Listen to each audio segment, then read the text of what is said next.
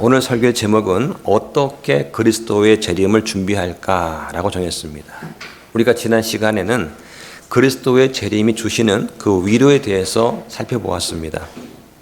그리스도께서 재림하신다는 그 사실, 또 재림의 그 사건을 통해서 우리는 어떻게 위로를 받아야 되는가 하는 것을 우리가 함께 살펴보았습니다.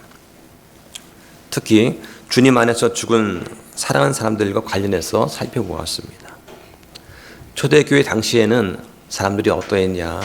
먼저 죽은 사람들이 그리스도께서 다시 오실 때 그 재림이 주는 그 축복을 받지 못할까 봐 두려워했다. 그래서 염려했다라고 말을 합니다. 우리는 이 재림이라는 사건이 일어나기 이전에 잠자는 사람일 수 있습니다. 아니면 주님 오실 때에 살아서 하늘로 채어 올라갈 수도 있습니다. 바울이 그랬듯이 우리 또한 살아있을 때 주님께서 오시는 모습을 보기를 간절히 원하는 그런 사람들입니다. 제가 며칠 동안 아팠을 때는 주님께서 오시지 않을까 그런 기대를 했었습니다. 주님이 오시는 재림의 날이 가까운 지금 우리는 준비가 되어 있습니까? 주님께서 오실 때 우리가 준비된 상태로 발견이 될까요? 다시 말해서 우리가 거룩함 가운데 주님께서 우리한테 명령하신 대로 그 앞에 4장 11절처럼 조용하기를 힘쓰고 우리가 맡은 청지기 일을 잘 감당하고 우리 손으로 일하기를 힘쓰고 있을까 하는 것입니다. 또는 주님께서 오실 때 우리는 어떻게 주님을 맞이할 준비를 하고 있을까? 이걸 오늘 말씀을 드리려고 합니다. 바울이 보낸 그 데살로니가 편지에서 오늘은 첫째 서신의 마지막 장 5장에 도달했습니다. 오늘 본문에서 하나님은 그리스도인들이 어떻게 그리스도의 오심을 준비할 수 있는지 말씀을 하고 계십니다. 예수님의 오심을 준비한다는 게 과연 어떤 것일까 하는 것입니다. 예수님의 오심을 준비하기 위해서 깨끗한 흰 옷을 입고 밤마다 옥상에 올라가는 건가요? 그렇지 않습니다. 성경은 이렇게 먼저 말씀하십니다. 주의 날이 밤에 도둑같이 온다라고 말씀을 하시는 거예요. 오늘 본문 5장 1절 보십시오. 그러나 형제들아 때와 그 시기에 관하여는 내가 너희에게 쓸 필요가 없나니. 여기서 말한 너희는 누구입니까? 믿는 사람들입니다. 믿는 너희에게는 주님께서 다시 오시는 그 때와 시기에 관해서 말할 필요가 없다라고 하는 거예요. 그 때와 그 시기, the times and the seasons라고 되어 있습니다. 여기서는 주의 날을 말하는 거예요. 주의 날은 예수 그리스도의 재림과 관계된 날입니다. 그래서 주의 날 혹은 그리스도의 날이라고 불러요. 이 주의 날은 하나님께서 세상을 심판하시고 민족들을 벌하시는 때입니다. 또 이스라엘을 회복시키시는 때예요. 다른 말로는 야곱의 고난의 때다 또는 환난기다 라고 부르기도 합니다. 그럼 이 주의 날이 기간이 얼마나 걸릴까? 휴거가 끝난 이후에 7년 환난기가 시작이 되고 천년 왕국이 포함되는 시기입니다. 그러니까 1007년 정도가 되겠죠. 앞에 7년은 어둡고 무서운 시기, 밤에 해당합니다. 나중에 1000년은 좋은 시기, 낮에 해당하는 그런 기간이라고 볼 수가 있어요. 그런데 믿지 않는 사람들한테 주의 날은 밤에 도둑같이 온다고 말씀을 합니다. 주님의 오심은 많은 사람들한테 놀라운 일이 될 것입니다. 밤에 도둑이라는 그 말이 의미하는 것은 예상하지 못할 때 온다는 뜻입니다. 아마 젊은 분들은 밤에 도둑같이 온다는 그 말을 잘 이해하지 못할 수도 있어요. 대부분 아파트나 고층 건물에 살면서 어떻게 도둑이 들어올까 아마 이해가 안 될 겁니다. 그러나 연세 있는 분들은 예전에 마당에 있는 집에서 단독주택에 살던 분들은 살면서 도둑이 들어오는 경험을 아마 한두 번은 해보지 않으셨을까요? 도둑은 먼저 그 집에 들어오기 전에 그 집에 개가 있는지 살펴봅니다. 지금처럼 자그마한 개를 집 안에 반려견처럼 키우는 때가 아닙니다. 그때는 큰 개일수록 좋은 개고 반드시 밖에다가 묶어놓고 키웠습니다. 개는 밥값을 해야죠. 그게 집을 지키는 것이었습니다. 그때는 지금처럼 거리 곳곳에 CCTV나 가로등이 없었습니다. 한마디로 밤이 되면 도둑이 활동을 시작하는 그런 때가 시작이 되는 거죠. 그러나 믿는 사람들, 즉 경고의 말씀에 주의하는 그런 자들한테는 그날이 도둑같이 이르지 아니한다고 말씀을 합니다. 오늘 본문의 2절을 보세요. 주의 날이 밤에 도둑같이 그렇게 오는 줄을 너희 자신이 완전히 아느니라. 여기 보니까 주의 날이 그 다음에 괄호 쳐놓고 믿지 않는 자에게는 하고 넣으면 좋습니다. 어떻게 하느냐? 그 밑에 4절을 보세요. 4절에 그러나 형제들아 너희는 어둠 속에 있지 아니하므로 그날이 도둑같이 너희를 덮치지 못하리라. 어둠 속에 있지 않는 너희는, 즉 믿는 사람들한테는 도둑같이 덮치지 않는다고 했습니다. 그러니까 2절에서는 뭐예요? 믿지 않는 자한테는 도둑같이 온다는 거예요. 그럼 왜 믿는 자한테는 도둑같이 덮치지 못하는가? 믿는 사람들은 주님의 재림을 준비하는 사람들이기 때문입니다. 근데 그것이 언제인지는 아무도 몰라요. 그러나 그 날과 그 시각은 결코 아무도 알지 못하나니 하늘의 천사들도 알지 못하고 오직 내 아버지만 아신다고 예수님께서 말씀하셨습니다. 분명한 것은 예수님의 그 재림이 교회를 통해서 점진적으로 이루어질 것이 아니라 어느 한순간에 갑작스럽게 이루어진다는 것입니다. 교회가 저 미지의 세계까지 다 복음을 전파하고 오지의 종족까지 전도를 해야 그때 주님 오신다. 그렇지 않습니다.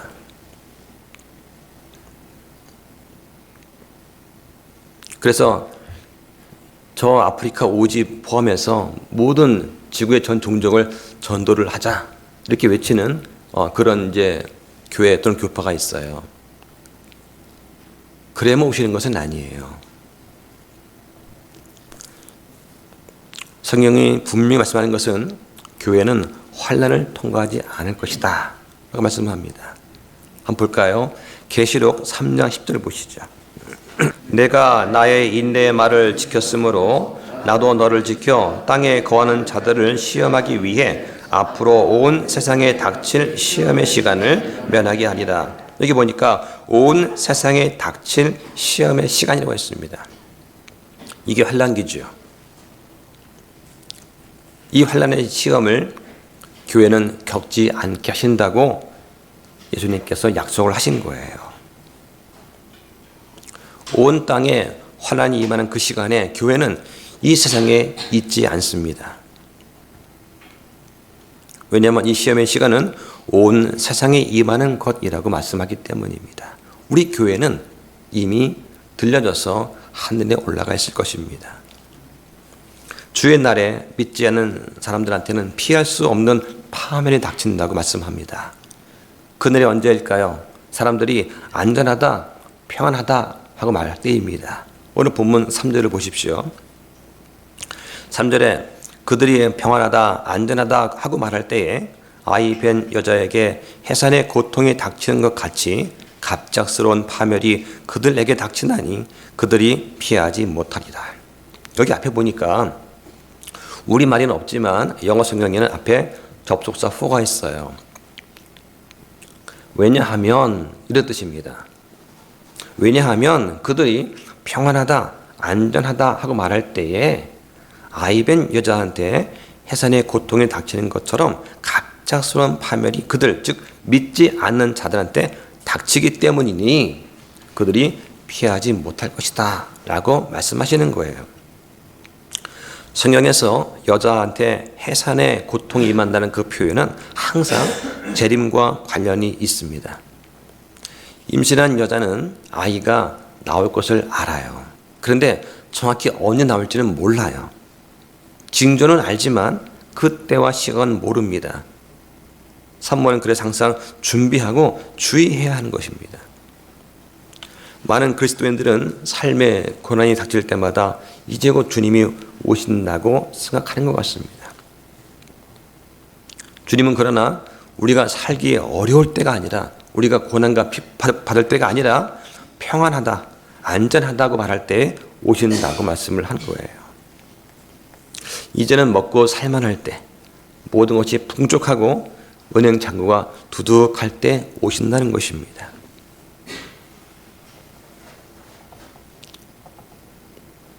이제 드디어 적금 만기돼가지고 통장에 몇 억이 들어온다. 그게 내일 모레인데 주님이 오늘 밤 오신다면 어떻겠습니까? 그거 아까워서 어째요? 그럼 다음에 올라가시겠습니까? 오히려 하나님께서 우리에게 주신 그런 시간과 물질과 건강과 모든 재물 같은 것을 주님께서 오셔서 회개 보고를 받기 이전에 다 써야 되는 거 아니겠습니까?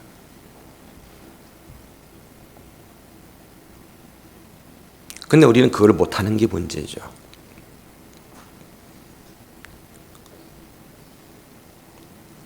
살면서 여러 가지 고난을 겪고 또 병을 알아보고 죽음의 고통을 한 번쯤 느껴본 분들이라면 아마 아실 거예요. 세상에 갖고 있는 내 재물과 내 인간관계 다 쓸데없다는 것이죠. 그러면 주님께서 오셔서 너 뭐 얻어왔느냐 회개 보고를 물으실 텐데, 제가 주님께 주신 이 달란트 가지고, 이 문화를 가지고, 이 재물과 시간 가지고 이렇게 제가 살다 왔습니다. 회개 보고를 해야 될 거 아니냐 이거죠. 그런데 아직 제 통장에는 몇 억이 남아 있습니다. 이 말을 회개 보고 과연 하고 싶으실까요?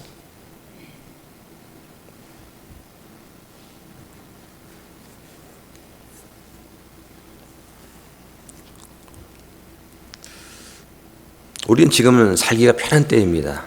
비록 경제가 좀 안 좋고 세계 곳곳에 전쟁의 소식이 매일같이 있지만 과거에 비하면 우리나라는 지금 평안하고 안전한 때입니다. 그러므로 언제 주님께 오셔도 전혀 이상하지 않습니다. 과거의 역사책에 보면은 우리나라 5천년 역사 중에서 우리가 외세 침략 받은 횟수가 999회라고 적혀 있었어요. 5년마다 한 번씩 크고 작은 전쟁을 치렀습니다. 우리 민족이 그런 민족이에요. 그런데 지금 어떻습니까? 6.25 이후에 76년 넘도록 지금 평안하지 않습니까? 물론 가끔가다 연평도 사건 터졌지만은 그런 전면적인 전쟁은 아직 없었어요. 지금 평안할 때입니다. 그러니까 우리나라가 세계 지금 5위 안에 드는 강대국 된 것이 아니겠습니까? 주님께서 오시면 어떤 일이 있게 되는가? 갑작스러운 파멸이 있게 된다고 성경이 말씀을 하세요.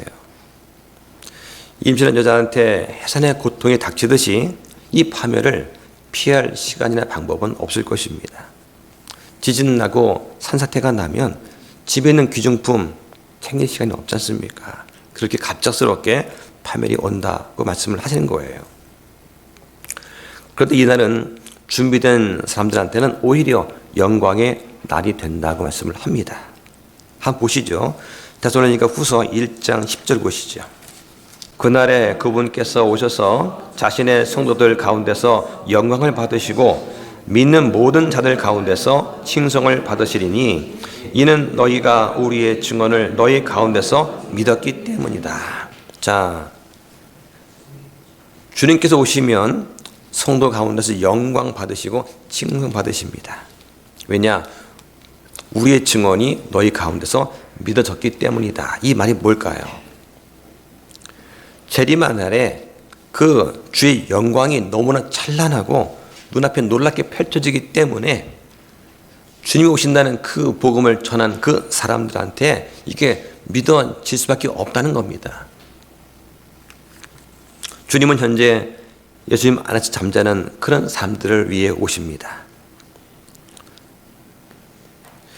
4장 14절에 우리가 주님께서 죽으셨다가 다시 일어나셨음을 믿을진데 그와 같이 예수님 안에서 잠자는 자들도 하나님께서 그분과 함께 데려오시리라.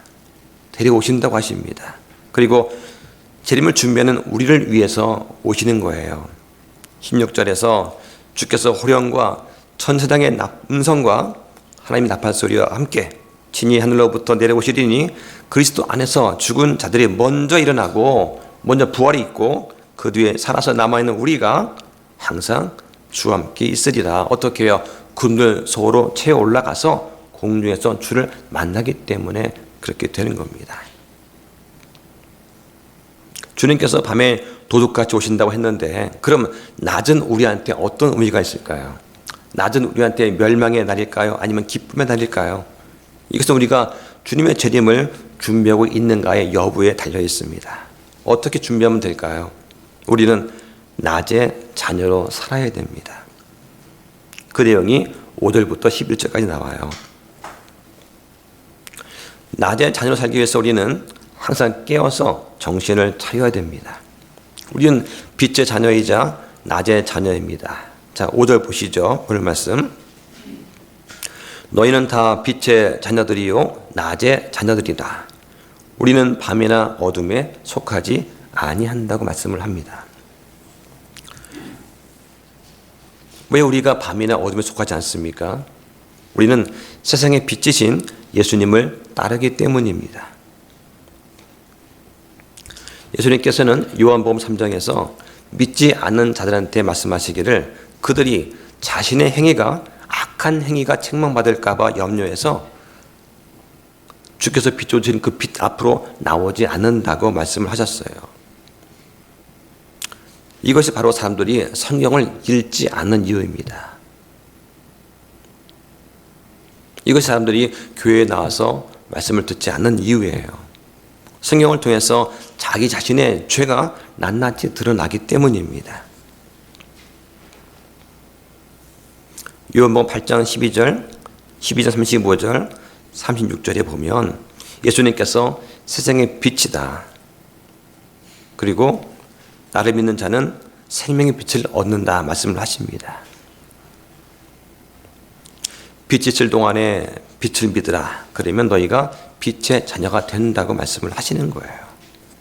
우리가 빛의 자녀인 이유는 또 무엇이냐? 우리가 예수님 안에 있고 빛 가운데 행하기 때문입니다. 빛 가운데 행한다는 게 여러분 와 닿습니까?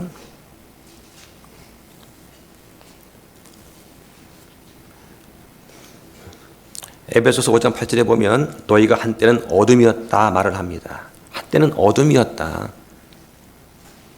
진리를 모르고 예수님 믿지 않는 마귀의 자식으로서 어둠 가운데 행했다는 것이죠. 그런데 이제는 주 안에서 빛이 되었으니 빛의 자녀들로서 걸으라고 말씀을 하시는 거예요. 그러면서 요한일서 1장 6절에 만약 우리가 그분과 교제한다고 말하면서 어둠 가운데 걸으면 우리가 거짓말을 하는 자다라고 말을 합니다. 우리가 빛 가운데 걸으면 증거가 뭐냐? 우리가 서로 교제한다. 그리고 예수 그리스도의 피가 모든 죄에서 우리를 깨끗하게 한다고 말씀을 하시는 거예요. 우리는 그래서 빛 가운데 걸어야 되는 것입니다. 우리가 빛의 자녀인 또 다른 증거가 있습니다. 우리는 어둠의 일을 벗어버리고 바르게 행하기를 힘쓰기 때문이에요. 한번 더 보겠습니다. 로마서 13장 11절 보시죠. 자, 13장 11절부터 14절까지입니다. 자, 먼저 11절부터 13절까지는 제가 읽고 14절만 같이 읽겠습니다. 그뿐만 아니라 너희가 때를 알되 지금이 우리가 잠에서 깨어야 할 바로 그때임을 아나니 이는 이제 우리의 구원이 우리가 믿었을 때보다 더 가까이 있기 때문이라. 밤이 거의 다 지나고 낮이 가까이 왔으니 그러므로 우리가 어둠의 행위를 벗어버리고 빛의 갑옷을 입자. 낮에 하듯이 우리가 정직하게 걷고 흥청거리거나 술 취하지 말며 심실에서의 물러남과 방탕에 빠지지 말고 다투거나 시기하지 말자. 14절 시작. 주 예수 그리스도로 옷 입고 육신의 정욕을 채우기 위해 육신에게 기회를 주지 말라. 이 육신이 뭘까요? 육신은 아담한테서 받은 죄성입니다. 십자가에 못 박아야 되는 그런 죄성을 말하는 거예요. 이 육신에게 기회를 주지 않으려면 어떻게 되느냐? 예수 그리스도로 옷을 입으라고 하는 거예요. 자, 우리는 주님의 재림에 대해서 항상 깨어 있어야 됩니다. 자, 오늘 본문 6절로 돌아가 보시죠. 6절에 그러므로 우리는 다른 사람들처럼 잠자지 말고 오직 깨어서 정신을 차리자라고 했습니다. 왜 깨어 있어야 됩니까? 그날과 그때는 아무도 모르기 때문입니다. 그럼 깨어 있으면서 뭘 해야 됩니까? 성경은 기도하라고 말씀을 하세요. 오직 모든 것의 끝이 가까이 왔으니 그러므로 너희는 정신을 차리고 깨어서 기도하라고 말씀을 합니다. 맑은 정신으로 깨어서 기도하는 거예요. 깨어있다는 그 말에는 회개가 포함이 됩니다. 그리고 우리가 가지고 있는 것을 굳건하게 하는 것도 포함이 되는 거예요. 한번 찾아보겠습니다. 계시록 3장 2절 보시죠. 너는 깨어있으면서 아직 남아있으나 죽으려 하는 것들을 강하게 하라. 내가 하나님 앞에서 내 행위가 완전함을 발견하지 못하였나니 그러므로 내가 어떻게 받았고 들었는지 기억하며 굳게 붙잡고 회개하라. 그러므로 만일 내가 깨어있지 아니하면 내가 도둑같이 내게 가리니 내가 어느 시각에 내게 갈지 내가 알지 못하리라 말씀하세요. 이 말씀은 사대 교회한테 주는 말씀이에요. 사대 교회는 어떤 교회입니까? 살아있다는 이름은 갖고 있으나 죽었다는 평가를 받는 그런 교회입니다. 그 평가를 누가 내렸습니까? 예수님께서 내리셨어요. 처음에는 열정을 가지고 믿음 생활을 시작했습니다. 시간이 지나갑니다. 어느덧 열정과 믿음이 식어집니다. 그리고 내 주변에서도 한 번, 두 번 잘못을 저지르는 형제 자매를 보게 됩니다. 그런데 그들이 징계받지 않으면서도 잘 지내는 걸 보게 되는 거예요. 내 믿음이 쇠퇴합니다. 그리고 교회가 추구하는 어떤 노력에도 실증을 느끼게 되는 것이죠. 그럼 어떻게 됩니까? 뭔가 새로운 걸 찾아서 이리저리 교회를 옮기게 됩니다.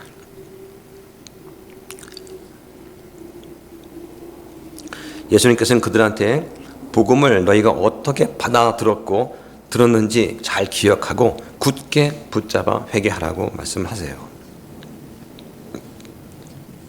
교회의 목적이 무엇입니까? 성경 지식의 만족이 아닙니다. 자기 위안이 아니에요. 주일만 지키면 됐지 해서 끝나는 것이 아닙니다. 주님께서 이 교회를 왜 세우셨는가? 그걸 기억하셔야 됩니다.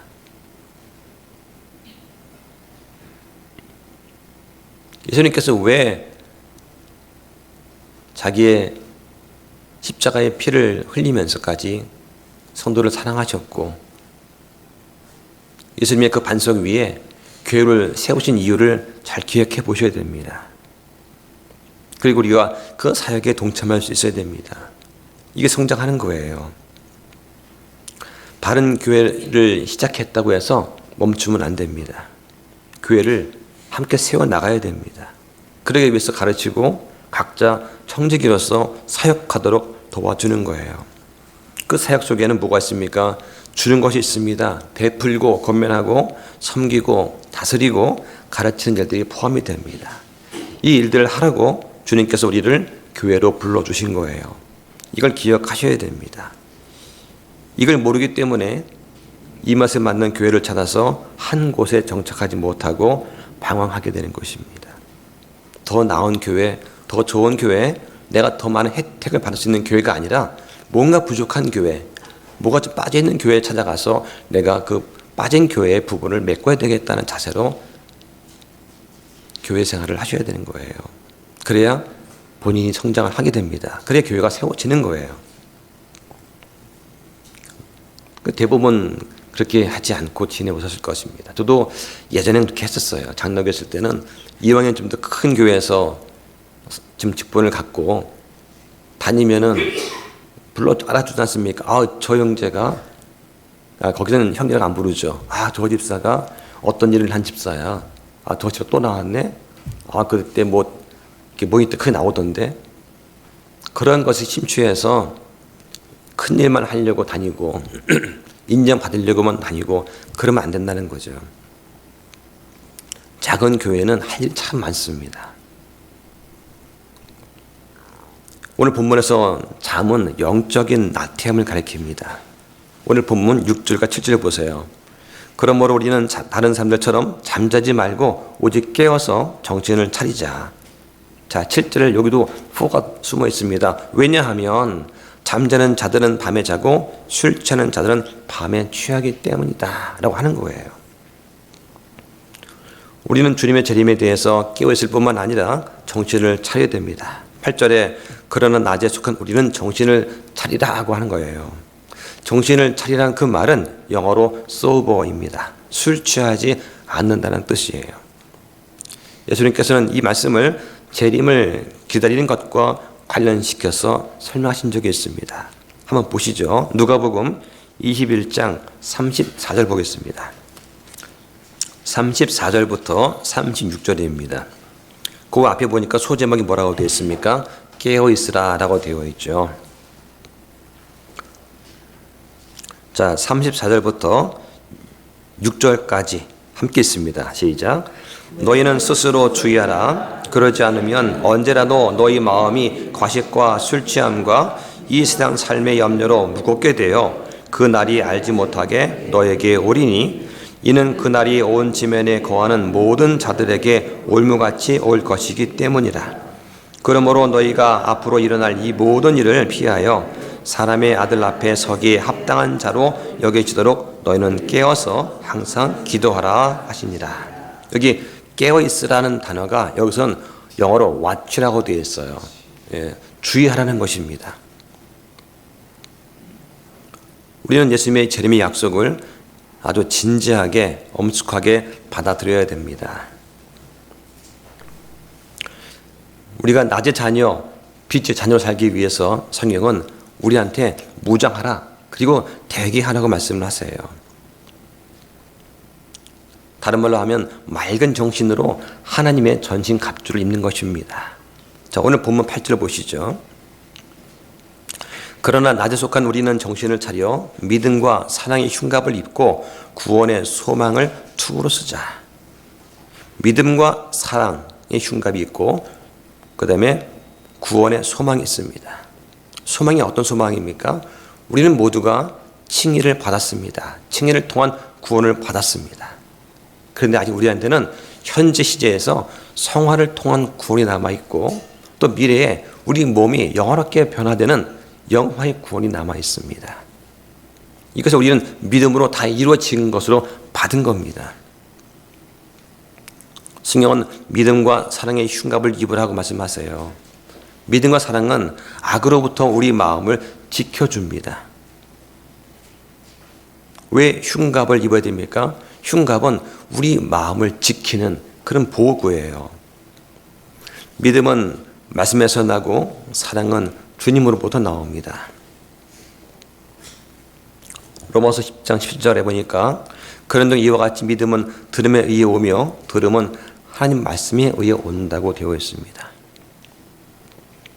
요한일서 3장 16절에 보면 이로써 우리가 그분의 사랑을 깨닫나니 우리가 형제들을 위해 우리 생명을 내놓는 것이 마땅하니라고 합니다. 구원받은 저와 여러분들이 지금 무엇을 가지고 있는지 한번 생각해 보시기 바랍니다. 우리 마음은 거짓 교리로부터 지금 보호받고 있습니다. 우리가 성경 말씀을 믿는 한 우리 마음은 안전합니다. 또한 많은 사람이 두려워할 때라도 우리는 믿음을 가지고 전진할 수가 있습니다. 하나님께서는 우리를 온전히 사랑하시기 때문입니다. 그분의 사랑이 우리 마음에 확신을 주시는 거예요. 왜냐? 결코 주님은 우리를 버리거나 떠나지 않으십니다. 이런 사랑 안에서 우리는 다른 사람을 사랑할 수 있게 되는 거예요. 내가 아무리 가족이나 친구나 이웃한테 사랑을 받지 못한다 할지라도 나를 향한 주님의 끊임없는 그 사랑이 있기 때문에, 그걸 알기 때문에 우리는 아무 염려하지 않고 세상에 주는 상처를 받지 않는 것입니다. 그 무엇과도 비교할 수 없는 예수 그리스도의 사랑이 우리를 감싸고 있기 때문이죠. 성경은 구원의 소망을 투구로 쓰라고 말합니다. 구원의 소망은 두려움과 의심으로부터 우리의 마음을 보호해 줍니다. 그 구원의 소망이 우리의 머리를 지켜줘요. 투구는 머리를 보호하는 보호구입니다. 우리는 지금 이 땅에 살고 있습니다. 이 땅에는 소망이 없습니다. 하지만 우리는 소망이 있습니다. 우리는 지금 이 모습 이대로 이 땅에서 영원히 살지 않을 것입니다. 언젠가는 이 땅을 떠나서 예수님과 같은 그런 아름다운 몸으로 변화가 되어서 주님 계시는 곳으로 가게 될 것입니다. 우리는 결코 우리 머리를 이 땅에 존재하는 염려와 걱정과 불안과 근심으로 가득 채울 필요가 없습니다. 여러분께서 이 말씀을 믿고 말씀을 붙드는 한 여러분의 머리는 안전합니다. 혼란에 빠지지 않습니다. 염려과 걱정과 쓸데없는 생각으로 머리를 가득 채울 필요가 없습니다. 이 소망은 말씀에서 나오는 것입니다. 바울은 여러 해 동안 감옥에 갇혀 있었습니다. 그래서 그 로마 군들이 입는 그 갑옷에 대해서 잘 알고 있었을 것입니다. 그래서 바울이 하나님의 전신갑주라고 부를 때 그 전신갑주가 말한 이유는 뭐냐? 하나님께서 장비의 각 부분을 제공하시는 분이기 때문입니다. 그래서 진리로 허리를 동이고 의의 흉갑을 입고 화평의 복음으로 신을 신고 믿음의 방패를 쥐고 구원의 투어를 쓰고 성령의 검을 잡는 것입니다. 이 모든 힘의 원동력이 바로 아버지 하나님이세요. 하나님께서 우리를 구원에 이르게 하셨습니다. 우리는 그 이후로 생활을 하면서 주님의 재림을 기다리는 거예요. 8절에 이어서 보니까 8절에서 믿음의 사랑의 흉갑을 입고 구원의 소망을 투구로 쓰자고 하면서 9절에 왜냐하면 여기 또 호가 숨어 있어요. 왜냐하면 하나님께서는 우리를 진노에 이르도록 정하지 아니하시고 우리 주 예수 그리스도에 의해 구원을 얻도록 정하셨기 때문이다 고 말씀을 하는 거예요. 오늘 본문에는 for 왜냐하면 이런 부분이 3번 나옵니다. 이렇게 해라 왜냐하면 이러니까 한 구조가 되어 있는 거예요. 우리를 진노에 즉 진노 환난기에 이르도록 정하지 아니하시고 주 예수 그리스도에 의해 구원을 얻도록 우리를 정하신 거예요. 또 10절에 그분께서 우리를 위해 죽으셨으니 이것은 우리가 깨어있든지 자고있든지 자신과 함께 살게 하려 하심이라. 함께 살게 하신다.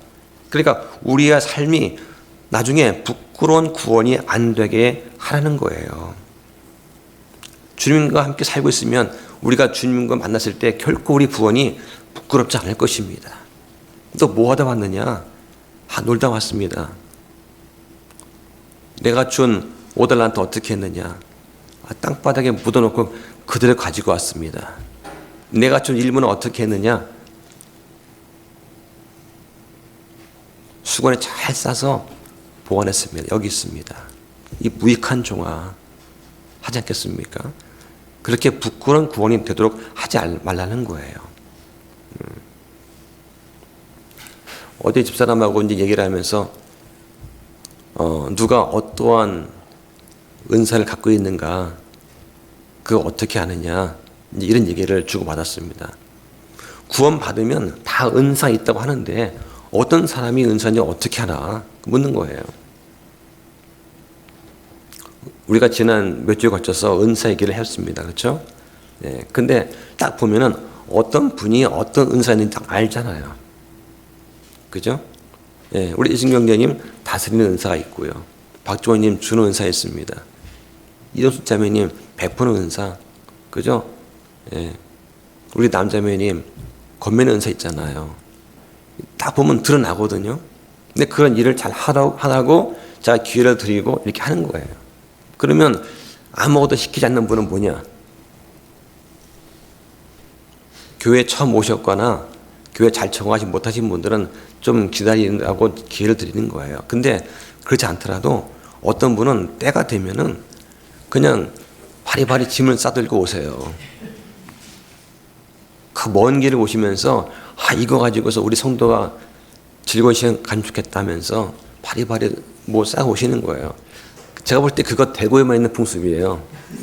딴 데 그거 못합니다. 예. 그 정성, 그죠? 그 형제를 사랑하는 마음, 그 베푸는 거거든요. 주는 거예요. 그리고 성경 말씀을 많이 모르는 것 같지만 누가 뭘로 고민하고 있을 때 이렇게 해야지 형제님, 그 한마디 한마디가 성경에 있는 구절을 가지고 말씀하는 거, 이거 고면입니다. 말을 많이 해야 되고 말을 부드럽게 해야 되고 그런데 고면이 아니에요. 적재적소에서 필요한 말을 딱 던지는 거, 그게 권면입니다. 그 권면 속에는 권면도 있고 책망도 있고 꾸짖음도 있는 거고 가르치는 것도 있는 거예요. 그러니까 우리는 모두가 다 은사가 있어요. 예, 다 있습니다. 없는 분 한 분도 안 계십니다. 그 은사를 본인 스스로 찾아서 활용해 보시면 됩니다. 근데 교회를 유지하다 보니까 특별히 어떤 몇 분을 선정할 뿐이지 사실은 모든 분들이 다 할 수 있는 거예요. 주님은 우리를 진노에 이르게 하지 않으십니다. 여기서 정하신다는 거, 영어로 어포인트인데요. 세우다, 지정하다, 임명하다는 뜻입니다. 성경은 진노의 날이 온다고 분명히 말씀을 하세요. 그래서 로마서 2장 5절부터 8절에 보면 진노의 날, 곧 하나님의 의로운 심판의 날이 닥친다고 말씀을 합니다. 그리고 각 사람한테 그의 행위대로 갚은다고 말씀을 하세요. 참고 꾸준히 잘 행함으로 영광과 존귀와 죽지 아니함을 구하는 자들한테는 영원한 생명을 갚으신다. 반면에 논쟁하기 좋아하고 순종하지 아니하고 불의에 순종하는 그런 자들한테는 경노와 진노로 갚으신다고 말씀을 하시는 거예요. 예수님은 우리를 이런 진노에서 구원하시려고 오셨습니다. 이 구절에 보면 하나님께서 우리 주 예수 그리스도에 의해 구원을 얻도록 정하셨다라고 말씀을 합니다. 그런데 기억할 것이 있습니다. 예수님은 누구든지 구원하시는 게 아니에요. 구원에는 한 가지 조건이 있습니다. 이 조건이 뭐냐? 반드시 하나님의 아들의 피를 통해 의롭게 되어서 그 예수님을 통해서 진노로부터 구원을 받아야 되는 것입니다. 반드시 예수 그리스도의 대신 속죄 피를 믿어야만 구원을 받아요. 그러지도 않는데 구원은 거저 주지는 않습니다. 구원은 선물입니다. 받아 주시는 거예요. 받지 않고 거절하면 구원이 안 되는 것입니다. 성경은 예수 그리스도 외에는 구원을 얻을 다른 이름을 주신 적이 없다고 분명히 말씀을 하세요. 그래서 우리는 깨어있든지 자고 있든지, 즉 살든지 죽든지 그리스도와 함께 사는 거예요. 예수님을 나의 구원자로 받아들인 사람들은 결코 대환란 들어가지 않습니다. 구원받은 사람들은 대환란이나 적그리스도나 짐승의 표를 기다리지 않습니다. 우리는 예수님만 기다립니다. 그런데 잠자는 자들은 어떻습니까? 갑작스러운 파멸이 임할 것입니다. 한번 생각해 보십시오. 예수님께서 오시면 운전을 하고 있던 운전자가 갑자기 사라질 것입니다. 그러면 뒤에 타고 있던 승객은 어떨까요? 갑작스러운 파멸을 맞게 됩니다. 구원받은 의사가 수술을 하고 있습니다. 메스를 환자의 몸에 댔습니다. 그 순간 휴거가 됐습니다. 그러면 그 환자는 구원받지 않은 환자라면 어떻게 될까요? 파멸이죠. 그 환자가 구원받은 환자라면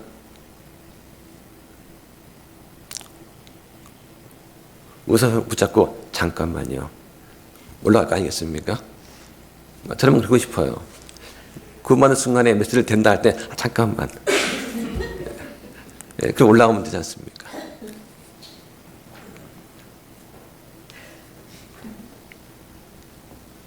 성경은 구원받지 못한 사람은 주님께서 오시면 갑작스러운 파멸을 결코 피하지 못한다고 분명히 말씀하십니다. 그리고 우리가 나의 자녀로서 할 일은 무엇일까요? 서로를 위하고 세우는 것입니다. 오늘 본문 11절 보세요. 그러므로 또한 너희가 지금 하고 있는 것 같이 너희끼리 함께 위로하고 서로를 세우라고 하십니다. 함께 위로하라. 뭘 위로합니까? 우리가 서로 구원 받았지 않느냐? 우리에게는 구원의 확신이 있지 않느냐? 우리에게는 파멸이 없고 우리는 부활과 휴거의 소망이 있지 않느냐? 이 말로 위로를 하라는 거예요. 그리고 서로를 세우라고 하는 것입니다. 주님은 재림하실 것, 또 우리가 앞으로 받게 될 영원한 그 상속 유업의 영광이 있습니다. 이걸 가지고 서로 영적으로 용기를 북돋으라고 하는 거예요.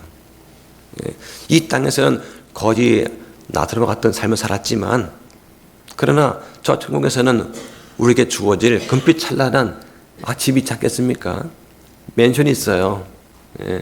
아마 그 맨션 크기가 지금처럼 뭐 10평, 20평 이게 아니라 최소한 500평, 1000평 안 될까요? 한 사람당 1인당 1000평 되는 그 맨션을 금으로 된 거기 살아도 구원받는 사람이 다 들어가도 남아요.